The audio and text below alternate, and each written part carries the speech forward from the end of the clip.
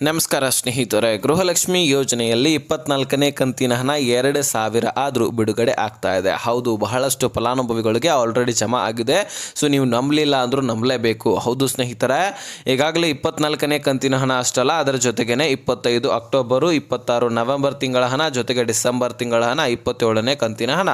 So ಇವುಗಳು ಕೂಡ ಬಿಡುಗಡೆ ಆಗ್ತಾ ಇದೆ. ಸತತವಾಗಿ ನಿಮಗೆ 3 ಕಂತುಗಳಾದರೂ ಫಿಕ್ಸ್ ಜಮಾ ಆಗುತ್ತೆ. ಯಾಕಂದರೆ ಸರ್ಕಾರಕ್ಕೆ ಈಗ ಫ್ರೆಷರ್ ಕೂಡ ಆಗಿದೆ. BJP ನಾಯಕರು, ವಿರೋಧ ಪಕ್ಷದ ನಾಯಕರು ಟೀಕಿಸ್ತಾ ಇದ್ದಾರೆ. ನುಡಿದಂತೆ ನಡೀತಾ ಇಲ್ಲ, ಮಹಿಳೆಯರಿಗೆ ಮೋಸ ಮಾಡ್ತಾ ಇದ್ದೀರಿ, ಸೊ ಮಹಿಳೆಯರಿಂದ ಓಟನ್ನು ತೆಗೆದುಕೊಂಡಿದ್ದೀರಿ, ಆದರೆ ಅವರಿಗೆ ಸರಿಯಾಗಿ ಯೋಜನೆಗಳನ್ನು ತಲುಪಿಸ್ತಾ ಇಲ್ಲ, ಹಾಗೆ ಹೀಗೆ ಅಂತ ಟೀಕಿಸಿರುವಂತಹ ಕಾರಣ ಒಂದು ಈ ಕಡೆ ಮಹಿಳೆಯರು ಕೂಡ ಆಕ್ರೋಶ ವ್ಯಕ್ತಪಡಿಸ್ತಾ ಇದ್ದಾರೆ. ಹೀಗಾಗಿ ಈ ಉಳಿದಿರ್ತಕ್ಕಂತಹ ಕಂತುಗಳನ್ನು ಕೊಡದೇ ಹೋದರೆ ಅವರ ಮೇಲೇ ಪ್ರೆಷರು. ಹೀಗಾಗಿ ಸಾಕಷ್ಟು ಕಂತುಗಳನ್ನು ಕ್ಲಿಯರ್ ಮಾಡಲಿಕ್ಕೆ ಮುಂದಾಗಿದೆ. ಅದರಲ್ಲಿ ಈಗ 24 ಮತ್ತು 25ನೇ ಕಂತಿನ ಹಣಕ್ಕಾಗಿ 5,000 ಕೋಟಿಯಷ್ಟು ಫಂಡನ್ನು ಹಣಕಾಸು ಇಲಾಖೆ, ಮಹಿಳಾ ಮತ್ತು ಮಕ್ಕಳ ಕಲ್ಯಾಣ ಇಲಾಖೆಗೆ ಬಿಡುಗಡೆ ಮಾಡಲಾಗಿದೆ.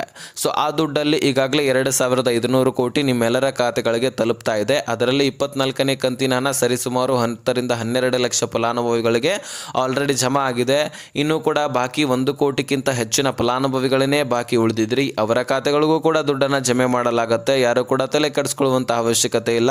ಸೊ ಇವತ್ತು ಕೂಡ 11 ಜಿಲ್ಲೆಗಳಲ್ಲಿರ್ತಕ್ಕಂತಹ ಮಹಿಳೆಯರ ಖಾತೆಗಳಿಗೆ ದುಡ್ಡನ್ನು ಜಮೆ ಮಾಡಲಾಗ್ತಾ ಇದೆ.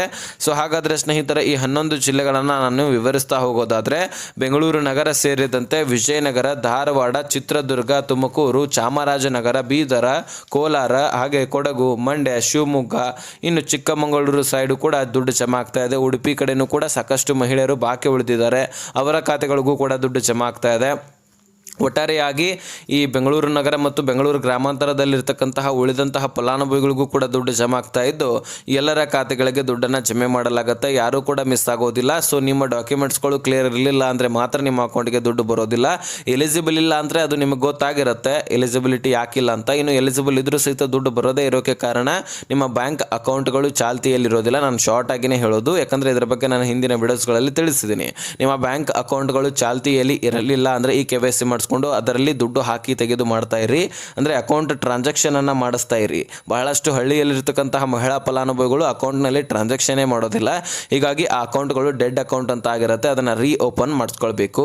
ಇನ್ನು ಸ್ನೇಹಿತರೆ, ಬಹಳಷ್ಟು ಮನೆಯಲ್ಲಿ ಒಂದೇ ರೇಷನ್ ಕಾರ್ಡ್ ಇರೋದಿಲ್ಲ. ಒಂದೇ ರೇಷನ್ ಕಾರ್ಡ್ನಲ್ಲಿ ಎಲ್ಲರ ಹೆಸರನ್ನು ಸೇರ್ಪಡೆ ಮಾಡ್ಕೊಂಡಿರೋದಿಲ್ಲ. 2 3 ರೇಷನ್ಸ್ ಕಾರ್ಡ್ಗಳನ್ನು ಹೆಸರನ್ನು ಬೇರೆ ಬೇರೆ ರೇಷನ್ ಕಾರ್ಡನ್ನು ಮಾಡಿಸ್ಕೊಂಡು ದುಡ್ಡನ್ನು ಪಡ್ಕೊಳ್ತಾ ಇದ್ದಾರೆ. ಸರ್ಕಾರಕ್ಕೆ ಇದರಿಂದ ಲಾಸ್ ಆಗ್ತಾ ಇದೆ. ನೀವೇ ತಿಳ್ಕೊಳ್ಬಹುದು. ಒಂದು ರೇಷನ್ ಕಾರ್ಡ್ನಲ್ಲಿ ಎಲ್ಲರ ಹೆಸರನ್ನು ಸೇರ್ಪಡೆ ಮಾಡಿಕೊಂಡ್ರೆ 2,000 ಮಾತ್ರ ಕೊಡಬೇಕು ಸರ್ಕಾರ. ಅದೇ ರೀತಿಯಾಗಿ ನೀವು 3 ರೇಷನ್ ಕಾರ್ಡನ್ನು ಮಾಡ್ಕೊಂಡಿದ್ದೆ ಆದರೆ ಸರ್ಕಾರ 6,000 ದುಡ್ಡು ಕೊಡಬೇಕು. ಹೀಗೆ 20 ಕಂತುಗಳಲ್ಲಿ ಸರ್ಕಾರಕ್ಕೆ 1,20,000 ಬರೀ ನಿಮ್ಮ ಕುಟುಂಬಕ್ಕೆ ಕೊಡಬೇಕು. ಅದರಲ್ಲಿ 80,000 ಸರ್ಕಾರಕ್ಕೆ ಲಾಸು. 40,000 ಕೊಡೋ ಜಾಗದಲ್ಲಿ 1,20,000 ಕೊಟ್ಟಂಗಾಗತ್ತೆ. ಹೀಗಾಗಿ ಸರ್ಕಾರಕ್ಕೆ ಲಾಸ್ ಆಗ್ತಾ ಇದೆ. ಇದರಿಂದ ರೇಷನ್ ಕಾರ್ಡನ್ನು ಹುಡುಕಾಡಿ ರದ್ದು ಮಾಡಲಿಕ್ಕೆ ಆಹಾರ ಇಲಾಖೆ ಮುಂದಾಗಿದೆ. ಎಷ್ಟು ರದ್ದು ಮಾಡುತ್ತೋ ಅಷ್ಟು ಸರ್ಕಾರಕ್ಕೆ ಒಳ್ಳೆಯದು, ದುಡ್ಡು ಉಳಿಯುವಂಥದ್ದು, ಸಾಲ ಕಡಿಮೆ ಆಗುವಂಥದ್ದು, ಬೆಲೆಗಳ ಏರಿಕೆ ಅಂತೂ ಆಗ್ತಾನೆ ಇದೆ ಈ ಗ್ಯಾರಂಟಿ ಯೋಜನೆಗಳಿಂದಾಗಿ. ಅದರ ಬಗ್ಗೆ ನಾನು ನಿಮಗೆ ಗೊತ್ತಾಯಿದೆ, ಏನು ಹೆಚ್ಚಾಗಿ ಹೇಳುವಂಥ ಅವಶ್ಯಕತೆ ಏನಿಲ್ಲ. ಇನ್ನು ವೈಟ್ ಬೋರ್ಡ್ ಕಾರ್ ಇದ್ದರೆ ಅದಕ್ಕೂ ಕೂಡ ರದ್ದು ಮಾಡ್ತಾ ಇದ್ದಾರೆ. ಅದರಲ್ಲಿ BPL ಇದ್ದರೆ APLಗೆ ಕನ್ವರ್ಟ್ ಮಾಡ್ತಾರೆ, APL ಇದ್ದರೆ ನಿಮ್ಮನ್ನು ರದ್ದು ಮಾಡಲಾಗ್ತದೆ. ಸೊ ಇನ್ನು ಸ್ನೇಹಿತರೆ, GST ಫೇರ್ ಅಂತಲೂ ಕೂಡ ಸಾಕಷ್ಟು ಲಕ್ಷಾಂತರ ಫಲಾನುಭವಿಗಳದ್ದು ಬರ್ತಾ ಇದೆ. ಇದರಲ್ಲಿ 2 ಥರ ಇರ್ತಾರೆ. ಅಂದರೆ ಶ್ರೀಮಂತ ವ್ಯಾಪಾರಸ್ಥರು ಕೂಡ ಇರ್ತಾರೆ, ಬಡ ವ್ಯಾಪಾರಸ್ಥರು ಕೂಡ ಇರ್ತಾರೆ. ಈಗ ವ್ಯಾಪಾರವನ್ನು ಶ್ರೀಮಂತರಷ್ಟೇ ಮಾಡಬೇಕಂತೇನಿಲ್ಲ, ಬಡವರು ಕೂಡ ಮಾಡ್ತಿರ್ತಾರೆ. ಹೀಗಾಗಿ GST ಫೇರ್ ಅಂತಲೂ ಕೂಡ ಬರಬಹುದು. ಅದರಲ್ಲಿ ಶ್ರೀಮಂತರಿದ್ದರೆ ಆದರೆ ಅವರಿಗಂತೂ ಖಂಡಿತವಾಗಲೂ ದುಡ್ಡನ್ನು ಜಮಾ ಮಾಡಲಿಕ್ಕೆ ಆಗೋದಿಲ್ಲ.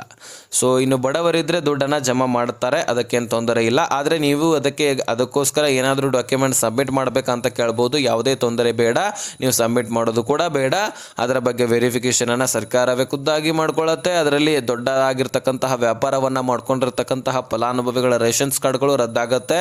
ಕಡಿಮೆ ವ್ಯಾಪಾರ, ಸಣ್ಣ ಪುಟ್ಟ ವ್ಯಾಪಾರವನ್ನು ಮಾಡಿಕೊಂಡು ತಮ್ಮ ಕುಟುಂಬವನ್ನು ನಡೆಸ್ತಾ ಇರುವಂತಹ ಒಂದು ಫಲಾನುಭವಿಗಳಿಗೆ ಎಂದಿನಂತೆ ದುಡ್ಡು ಜಮಾ ಆಗ್ತಾ ಹೋಗುತ್ತೆ. ಏನೂ ತೊಂದರೆ ಇಲ್ಲ ಸ್ನೇಹಿತರೆ. ಇನ್ನು ಇದಕ್ಕೆ ಏನೇ ಕ್ವಶನ್ಸ್ ಇದ್ರೂ ಸಹಿತ ಡಿಸ್ಕ್ರಿಪ್ಷನಲ್ಲಿ ಇನ್ಸ್ಟಾಗ್ರಾಮ್ ಲಿಂಕ್ ಇರುತ್ತೆ, ನನಗೆ ಮೆಸೇಜ್ ಮಾಡಿದ್ರು ಸಹಿತ ನಡೆಯುತ್ತೆ.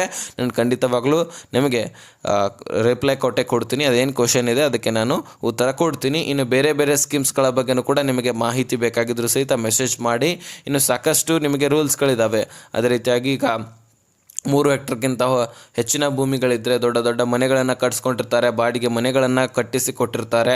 ಸೊ ಮೀಟರ್ಗಳು ಹೆಚ್ಚಾಗಿದ್ದರೆ, ಸರ್ಕಾರಿ ನೌಕರಸ್ಥರು ಹೆಚ್ಚಾಗಿ ಒಂದೇ ಮನೆಯಲ್ಲಿದ್ದರೆ, ಸೊ ಹೀಗೆ ಹಲವಾರು ರೇಷನ್ಸ್ ಕಾರ್ಡ್ಗಳನ್ನು ರೂಲ್ಸ್ಗಳನ್ನು ಇಟ್ಕೊಂಡು ರೇಷನ್ಸ್ ಕಾರ್ಡ್ಗಳನ್ನು ರದ್ದು ಮಾಡಲಾಗುತ್ತೆ. ಇದು ನಿಮ್ಮ ಗಮನದಲ್ಲಿ ಇರಬೇಕಂತ ನಾನು ಮಾಹಿತಿಯನ್ನು ತಿಳಿಸಿದ್ದೀನಿ. ಸೊ ಈ ಇನ್ಫಾರ್ಮೇಷನ್ ನಿಮಗೆ ಅರ್ಥ ಆಗಿದ್ದಲ್ಲಿ ನೆಕ್ಸ್ಟ್ ಮಾಹಿತಿ ಒಂದಿಗೆ ಸಿಗೋಣ. ಅಲ್ಲಿಸ್ತೀನಿ. ಬಾಯ್ ಬಿಡಿ ಫ್ರೆಂಡ್ಸ್.